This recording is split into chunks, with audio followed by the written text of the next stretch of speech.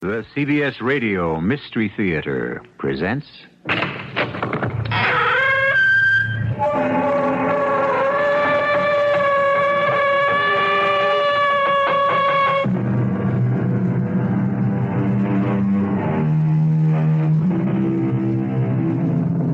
in. Welcome. I'm E.G. Marshall. This is a very special occasion for me. I'm to be a little more than your host. This time, I will not only be introducing the story, but telling it to you, acting it out. The Mystery Theater's special Christmas story this year, Charles Dickens' immortal classic, A Christmas Carol, with Guess Who as Scrooge. Bah, humbug.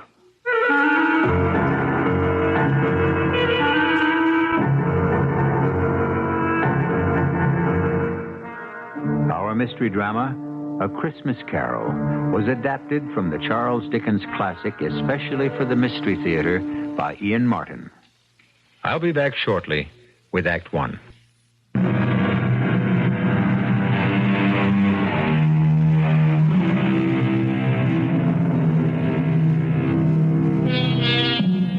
Charles Dickens' A Christmas Carol begins like this. Marley was dead to begin with. There is no doubt about that whatever. The register of his burial was signed by the clergyman, the clerk, the undertaker, and the chief mourner. Scrooge signed it. Old Marley was dead as a doornail. Ebenezer Scrooge? Oh, he was a tight-fisted hand at the grindstone, hard and sharp as flint, from which no steel had ever struck out generous fire. Solitary as an oyster, he iced his office in the dog days and didn't thaw it out 1 degree, even at Christmas. A Merry Christmas, Uncle. God save you. What? Oh, it's you, nephew. What brings you here on a miserable, cold, windy night like tonight? Cold and windy, yes, and the snow falling softly. A perfect Christmas Eve to say, Merry Christmas, Uncle. Bah! Humbug. Christmas a humbug? Oh, you don't mean that, I'm sure. I do. Merry Christmas. What right have you to be merry, or the world at large? What reason have you yourself to be merry? You're poor enough. Oh, come then. What reason have you to be dismal? What reason have you to be morose? You're rich enough. Don't you taunt me, Fred. Bah! And don't indulge yourself in expectations. Humbug. Take me as I am, Uncle, and as the season is, and don't be cross. Where else can I be when I live in a world of fools? Christmas. Phooey. What's Christmas time to you but a time for paying bills without money? Time for finding yourself a year older and not an hour richer. If I could work my will, every idiot who goes about with Merry Christmas on his lips should be boiled in his own plum pudding and buried with a stake of holly through his heart. Oh, come along, Uncle. Can you not let down for once and enjoy yourself? Come along, nephew. Keep Christmas in your own way. Let me keep it in mine. Yes, but you don't keep it. Leave me alone, then. Much good it may do you. Much good has it ever done you? Oh, there are a lot of things, Uncle, from which I've never profited. Christmas among the rest. Except that when it comes around, who can resist it? A kind of forgiving time of year when men and women seem by one consent to open up their hearts freely. So then I say, Uncle, though it never put a scrap of silver or gold in my pocket, I believe it has and will do me good, and so I say, God bless it. Who's that? What's that there? I'm sorry, Mr. Scrooge. It's just that it is a holiday, and my hands were so cold. Just let me hear another word from you, Bob Cratchit, and you'll keep your Christmas by losing your employment. Oh, please, sir, I humbly beg your pardon. It was just an action on the spur of the moment. Just apply the spur to goad you into finishing your work, Cratchit, and let's hear no more from you. Yes, sir. Well, nephew, why are you here? To ask you to dine with us tomorrow. Dine with you? Never. There's nothing more ridiculous than all the fuss and expense over Christmas dinner. Oh, Uncle, I want and ask nothing from you. Why can't we be friends? Good afternoon. Well, with all my heart, I'm sorry to find you so resolute. But at least I wish you a Merry Christmas. Good afternoon. And a Happy New Year. Good afternoon. And be sure to make the front door fast. No wasting of heat here. No extra logs on the fire. Yes, Uncle.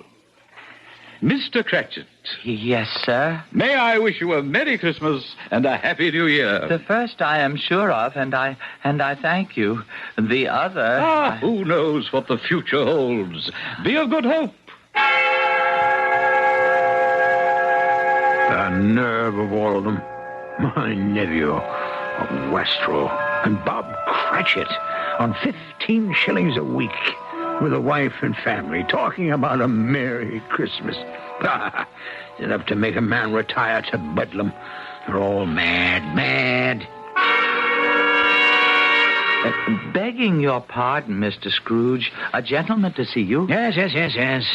Scrooge and Marley's, I believe.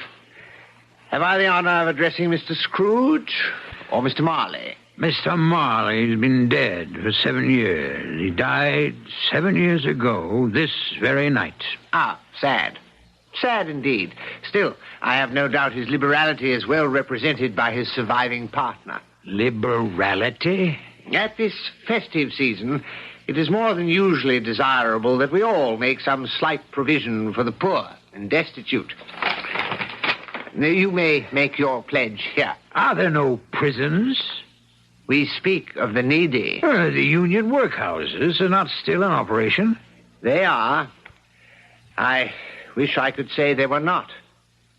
A few of us private citizens are endeavoring to raise a fund to buy the poor some meat and drink and means of warmth. What shall I put you down for, Mr. Scrooge? Nothing.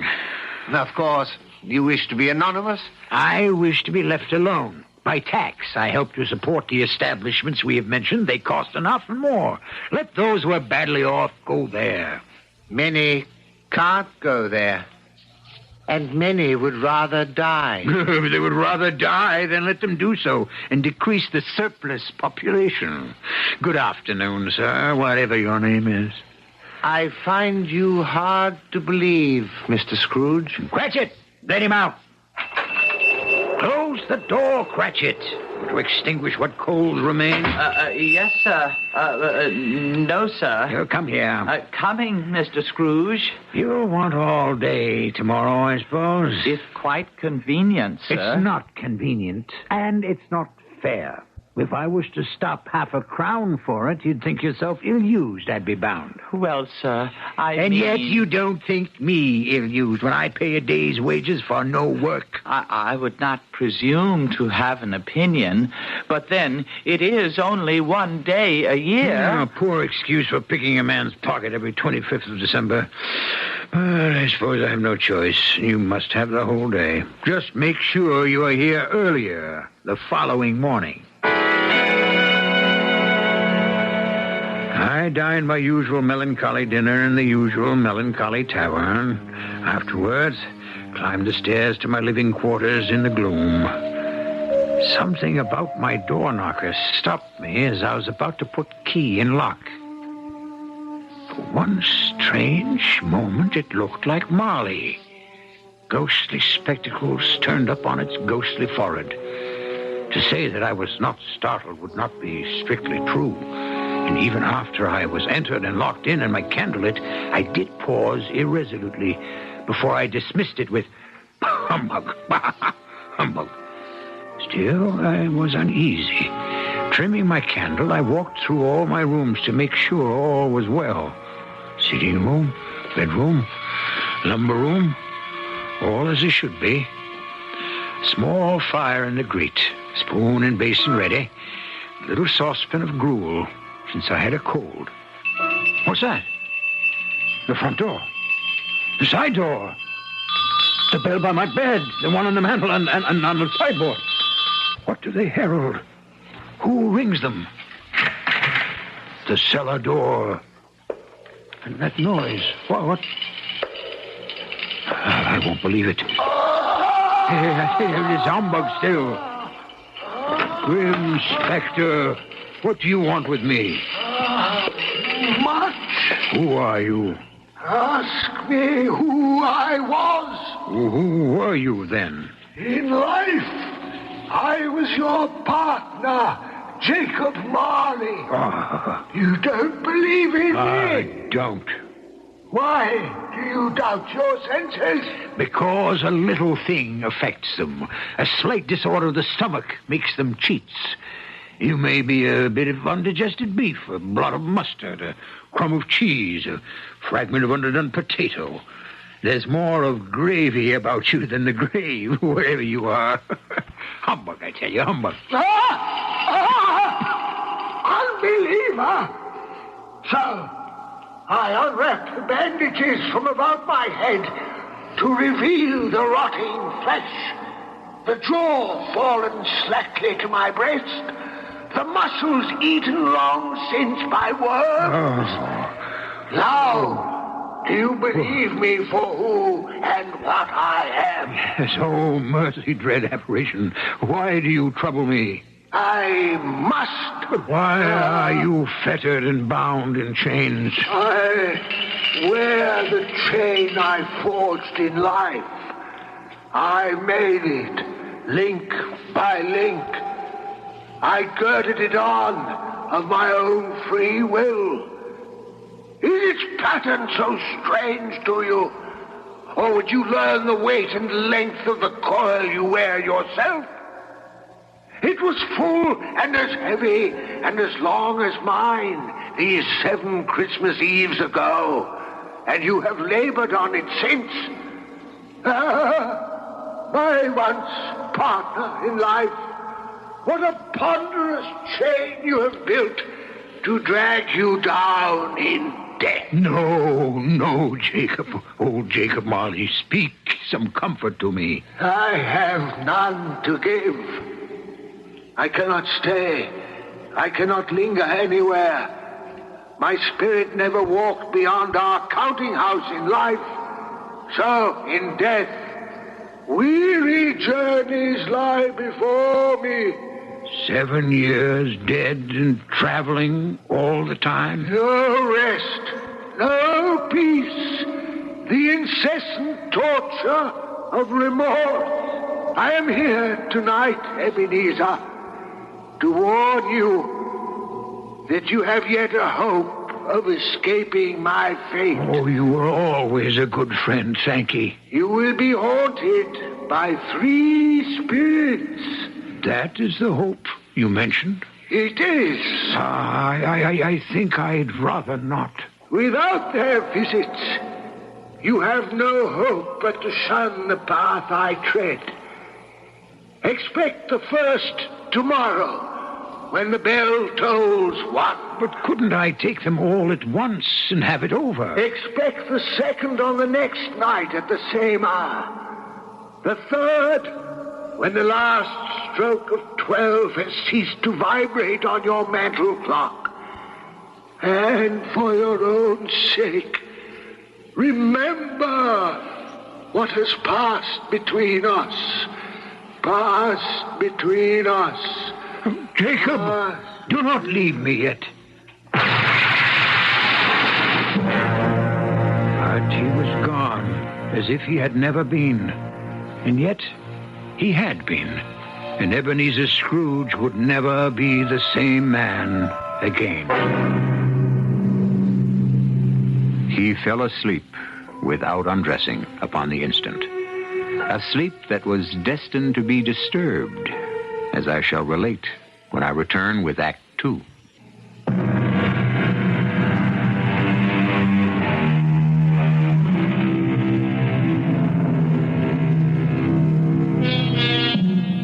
When Scrooge awoke, it was dark, and the chimes of a neighborhood church were striking the 4 quarters. To his amazement, they were followed by 12 strokes of the bell. 12? Impossible. It was 2 when he went to bed.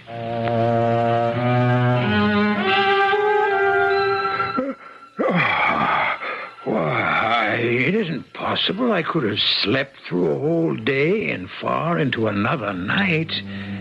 As I lay, I suddenly remembered that Marley had said a ghost would visit me at 1. Who are you? I am the ghost of Christmas past. Long past? Your past. Don't you recognize me? A strange figure, almost like a child. The outlines dimly seen. It wore a tunic of purest white and a branch of fresh green holly in its hand, in singular contradiction to the dress, which was trimmed with summer flowers. But strangest of all, above its crown sprang a bright, clear jet of light, which illuminated the darkest corner, but obscured the face. And under its arm a cap, which looked for all the world like a candle snuffer. For some reason, I wanted it to put on its cap. The light is blinding. Would you not put on your cap? Would you so soon put out with worldly hands the light I shed? Is it not enough that you are the one who fashioned me this cap and forced me to wear it low upon my brow? I? What business brings you here? Your welfare. If you would regard my welfare, you would leave my sleep unbroken. Your reclamation, then. Take heed. Rise and walk with me. I cannot resist your command, but I am an old man, lightly clad and nursing a cold to boot. Do not deny me. Come. Follow me. All of a sudden, I was flying, floating on air. The night had vanished, as the city below me, and I was looking down on the country in the clear, cold light of day, with snow dusting the ground. Good heavens! I was bred in this place. I was a boy here. Your lip is trembling. What is that upon your cheek? Nothing. Nothing. The wind makes my eyes water. Lead me where you will. Do you not remember the way? Remember it. I could walk it blindfold. Strange to have forgotten it so many years. Let us set our feet on the road.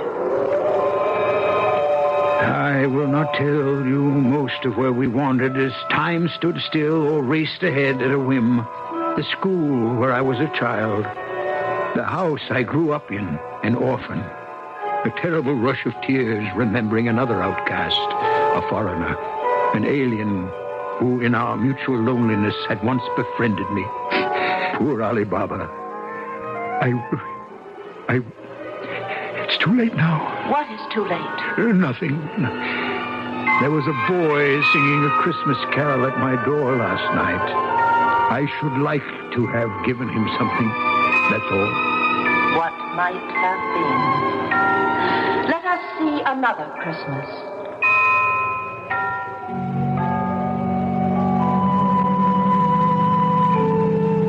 What's that? Your aunt, who brought you up, passed away. Oh, Always no. a delicate creature whom a breath might have withered. But she had a large heart. Amen to that. I will not gainsay it, Spirit. When she died, she had, I think, children. One child. True. Your nephew. Yes. We traveled further, scenes flashing by like slides in a magic lantern. Old Fezziwig in his Welsh wig, my first employer. His Christmas parties with a groaning table and everyone dancing with a light foot and heart to the festive music. His kind wife and the joy of working at a desk one wasn't nailed to. And then someone I had shut away so long ago. What is it, Scrooge? That girl. Whom you shall sit beside. No. Oh, yes. This shadow most of all. Don't you remember me? I told you the light blinds me. Then remember me as I was, before you put my light out. No tears, I beg you. None. If the idol who has replaced me can cheer and comfort you, I must not grieve. What idol? A golden one. Nothing but gain engrosses you. So, if I have grown wiser, I am not changed toward you. Our marriage contract was made when we were both poor. You are changed. When it was made, you were another man. I was a boy. Whatever you were, I freely offer you your release. Have I ever sought it? In words? Never. How, then? In a changed nature. In everything that made my love of any worth or value in your sight. And so I release you with a full heart for the love of what once you were. May you be happy in the life you've chosen. Now I recognize you, Spirit, and why you have come back to haunt me. Torture me no more. Some shadows still to see. No, I can bear it no longer. Haunt me no longer. The light you shine is too bright for my eyes to bear. Give me your cap so I may extinguish it, and you. In a puff of smoke, the figure was gone, and I had barely time to reel to my bed, exhausted from the long night's travels, where I fell into a heavy sleep.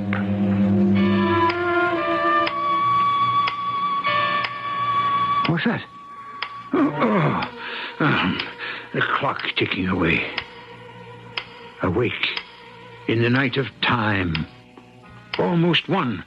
When the second messenger Marley sends me from the grave will arrive. What ghastly shape might he take? What hideous form? What torture might this one plan for me? At least I am prepared for anything. Well, prepared for anything, but nothing. Hello there, Spirit.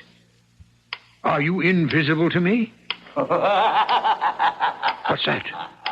That great light from beneath my sitting room door. Here's a fearful waste of light, a shocking extravagance. I must go in and douse these candles. Yet I'm afraid to enter. Scrooge. Ebenezer Scrooge. Stop skulking there behind your bedroom door. Enter, man. Enter. Why, here's a prodigal spending of light in a great roaring blaze hot enough to set the chimney flue on fire. Look well on me. Have you never seen the like of me before? Never. It is time your eyes were opened to this and other things. Spirit, I will be no trouble. Conduct me where you will. I went forth last night on compulsion, and I learned a lesson which is working now. Tonight, if you have aught to teach me, let me profit by it. Hold fast to my robe. In the blink of an eye, we were transported to a mean and shabby little house, threadbare but clean as a new-washed shirt, and redolent of the mouth-watering smell of goose, basking in sage and onion, and aromas of an eating house and pastry cooks next together, which came from the Christmas pudding. Whatever has got your precious father, then, and your brother, Tiny Tim? I never remember him, Martha, as late as this on Christmas Day. What a place is this? A house of your clerk, Bob Cratchit. See, here he comes now. That child he carries on his shoulder with a little crutch in his hand, and his lower limbs bound in an iron cage. The youngest of the Cratchits, Tiny Tim. Why, look at him struggle after the others as his father sets him down. Where are they off to? To watch one of the merriest sights of this merriest of seasons. The golden goose turn on the spit. Shh. Listen. How late you are, my dear, and how cold. Well. Oh, come sit you down by the fire and have a warm. Lord bless you. After I've had a look at that goose, too. First, tell me, how did Tiny Tim behave through the service? Oh, as good as gold and better. Oh. Somehow he gets thoughtful sitting by himself so much and thinks the strangest things you ever heard. I know. What was it this time? He told me, coming home, he hoped everyone in the church saw him Because he was a cripple. Oh. Because it might be pleasant to them to remember upon Christmas Day who it was made lame beggars walk and blind men see. Bob. Oh, I feel so much for you. No. You must not, my dear. Remember the day. Come, let's join the others. Tell me, Spirit, will Tiny Tim live? I see a vacant seat in the poor chimney corner, and a little crutch without an owner. If these shadows remain unaltered by the future, the child will die. Oh, no, kind Spirit.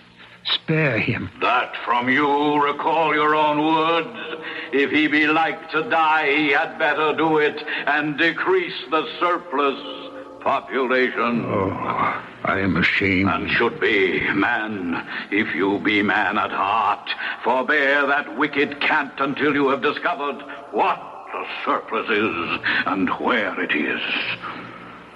Listen. A toast before we eat to Mr. Scrooge. To me? I'll give you Mr. Scrooge, the founder of the feast. The founder of the feast, indeed. Oh, I wish I had him here. I'd give him a piece of my mind to feast upon, and I'd hope he'd have a good appetite for it. Oh, my dear, the children, Christmas Day. Well, I'll drink to his health for your sake and the day's, not for his. Long life to him. A Merry Christmas and a Happy New Year. Oh, you'll be very merry and very happy, I've no doubt. And now, a Merry Christmas to us all, my dears. God bless us. God bless us, everyone. Yes, Merry. My very name cast a pall upon their happiness. But mark you on the wealth of spirit among them, which thought kindly on a man with as little spirit as yours. In particular, that poor little lad, Tiny Tim. Did you notice how generous he was to end the toast with, God bless us, everyone, including even me? What a valiant little soul, in spite of all his handicaps. Perhaps your eyes are opening at last. But come, you have more to learn. Where now? Your nephew's house. He said that Christmas was a humbug. As I live, he believed it, too. More shame for him, Fred, that my uncle-in-law should speak so. Well, he's a comical old fellow and not so pleasant as he might be. Oh, yes. However, his offenses carry their own punishment, and I have nothing to say against him. And I will have no downturned mouths at this season. So here is a glass of mulled wine to our hands. Let's drink to the old man. Well, he has given us plenty of merriment at that. So, to Uncle Scrooge. A Merry Christmas and a Happy New Year to the old man, whatever he is. He wouldn't take it from me, but may he have it nevertheless. To Uncle Scrooge. To Uncle Scrooge. No, wait. Let me go to them. Explain. Too late for me. The hour grows too late. Away. Where stand we now? This open place. A crossroads where I must leave you. Oh, forgive me what I ask, but I see something strange protruding from the skirt of your robe. That might be a claw for all the flesh there is upon it. Yes. Then see what you must see. From the sanctuary came forth a boy and a girl. Yellow, meager, ragged, scowling, wolfish, but prostrate, too, in their humility. I started back appalled. Spirit, are these yours? They are man's. The boy is ignorance, the girl is want. Beware of them both and all of their degree, but most of all beware this boy, for on his brow I see written doom, unless the writing can be erased. My time is sounding. Wait. Have these pitiful creatures no refuge or resource? I answer in your own words. Are there no prisons? Are there no workhouses? Hold for one moment. Help me. Where should I turn? Turn and face your future. The black phantom that approaches you now. Face your future. Your future.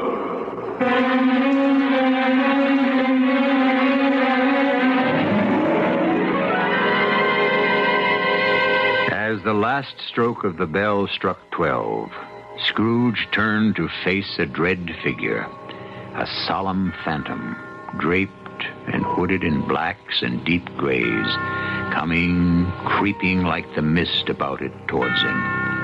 I'll return with Act 3 very shortly.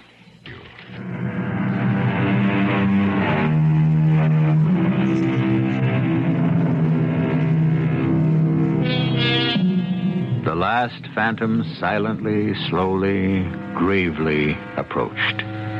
It was shrouded in a deep black garment, which concealed its head, its face, its form, and left nothing of it visible save one outstretched hand, which served as its only voice, for the spirit neither spoke nor moved.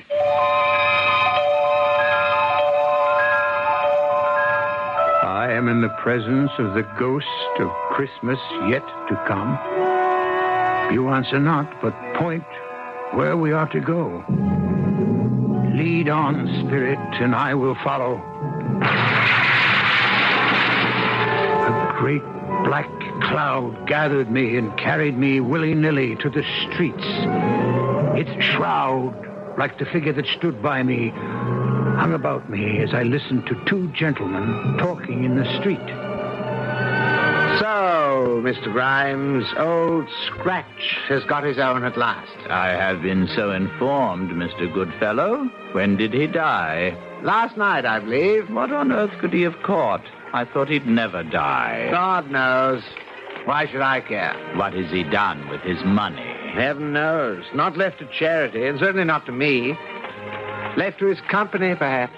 God knows he appears not to have had any sort of personal tie. By which token, it's like to be a very cheap funeral. For upon my life, I cannot think of anybody to go to it.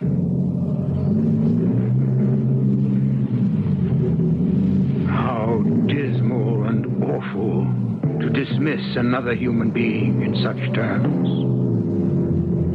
Forgive me, dread ghost. I did not mean to diverge. You wish to reveal something to me? You have my full attention.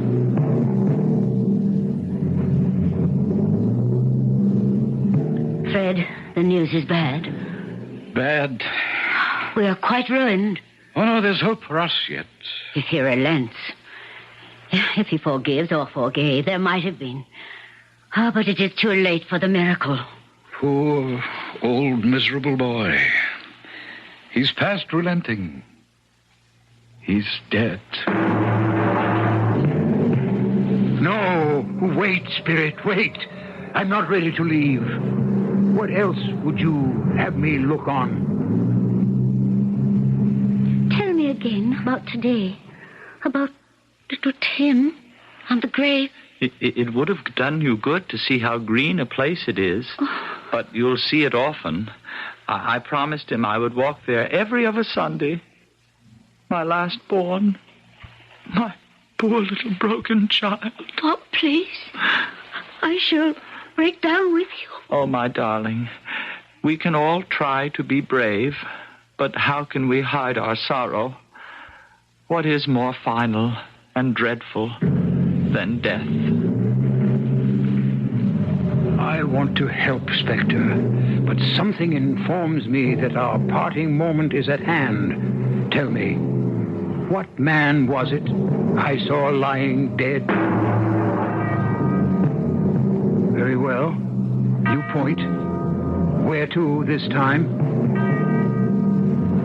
A churchyard. And here we are. A headstone. You would have me read it? Tell me, are these the shadows of things that will be or may be only? Oh, my own name, Ebenezer Scrooge. Spirit, hear me. I am not the man I was. I will not be the man I must have been from all this intercourse. Why show me this if I am past all hope? For once, you make no motion. Your nature intercedes for me and pities me.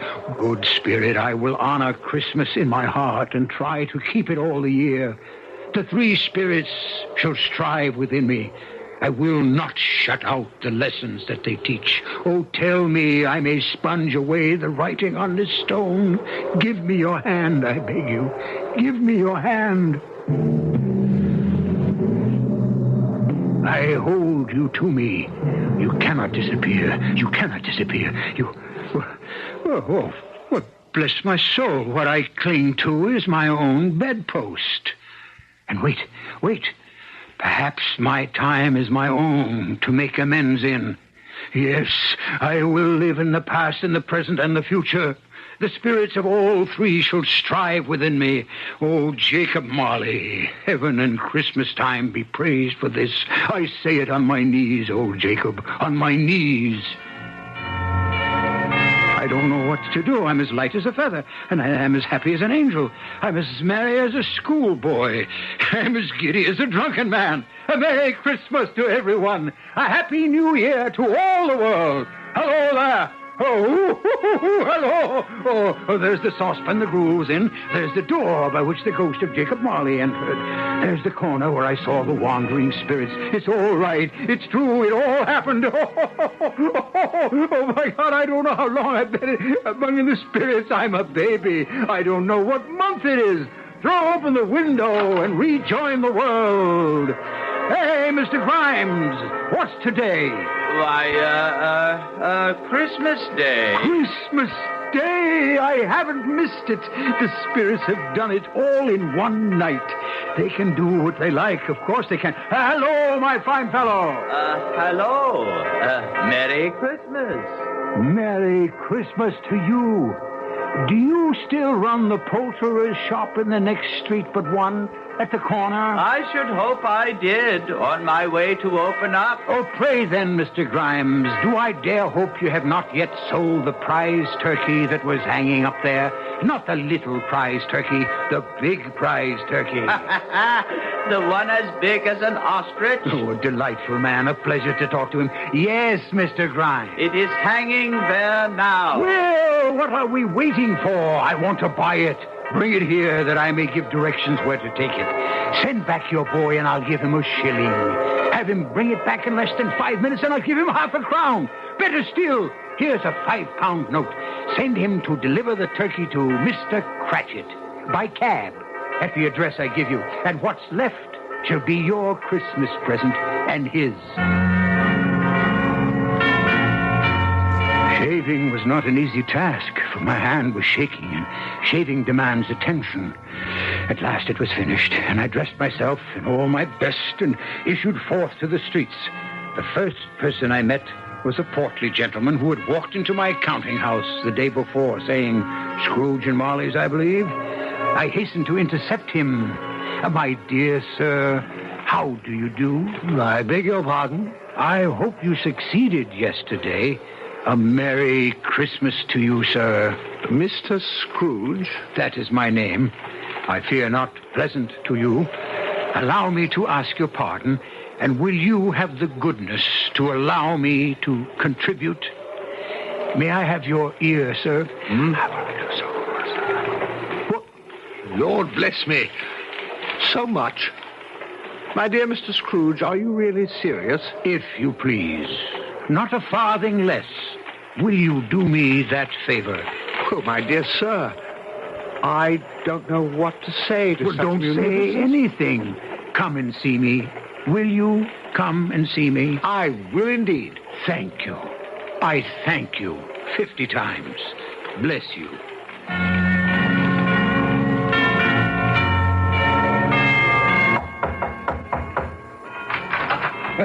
Merry Christmas.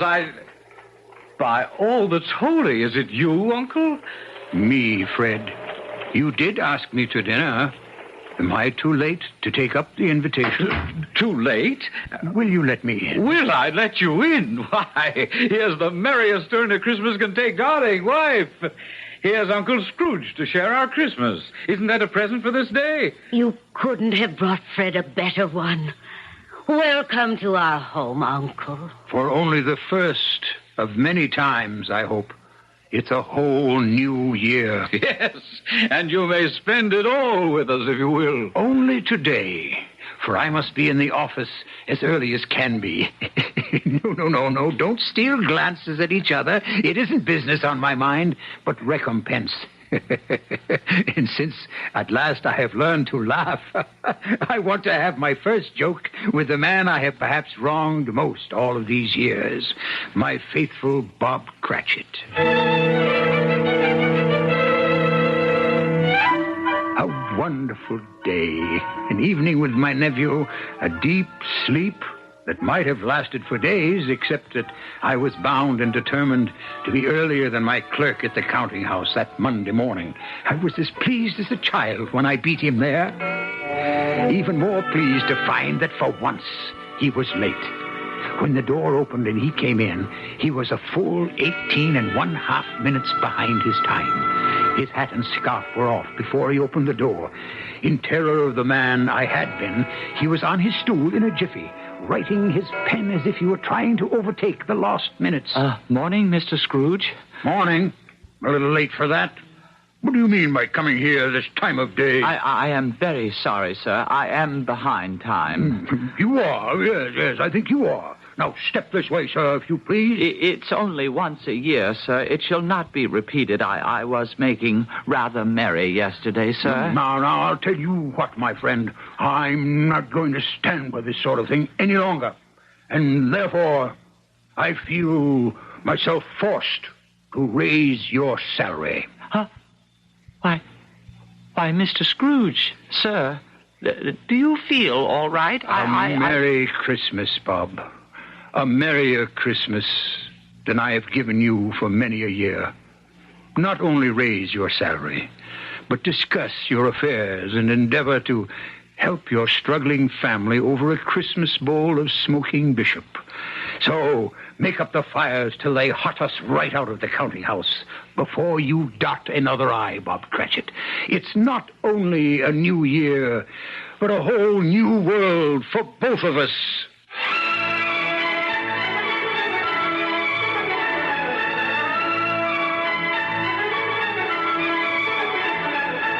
As we all know, Scrooge was better than his word. He did it all. And to Tiny Tim, who did not die, he was a second father. And he made a good new will for his nephew and his future partner, Bob Cratchit. One thing after a long life he took to his grave, that he knew how to keep Christmas well. May it be truly said of all of us, and as Tiny Tim observed, God bless us, everyone.